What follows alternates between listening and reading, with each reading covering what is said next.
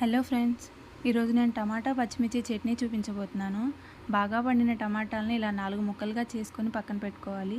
ఇందులో మీ కారానికి తగ్గట్టు పచ్చిమిర్చి యాడ్ చేసుకొని గ్యాస్ ఆన్ చేసి బాండి పెట్టుకొని అందులో పచ్చిమిర్చి కొద్దిగా ఆయిల్ వేసుకొని 2 సెకండ్స్ ఫ్రై చేసుకొని అందులో టమాటా ముక్కల్ని యాడ్ చేసుకోవాలి.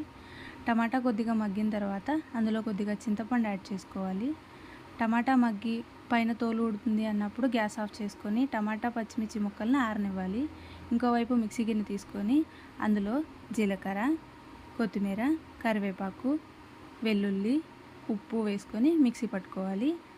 అందులోనే ఇందాకటి టమాటా ముక్కల్ని యాడ్ చేసుకొని ఇంకొకసారి మిక్సీ పట్టుకోవడం. చాలా అంటే చాలా బాగుంటుంది టమాటా చట్నీ. ఒకసారి మీరు కూడా ట్రై చేయండి. నచ్చితే కామెంట్ చేయండి. Please like, share and subscribe my channel. Thank you all.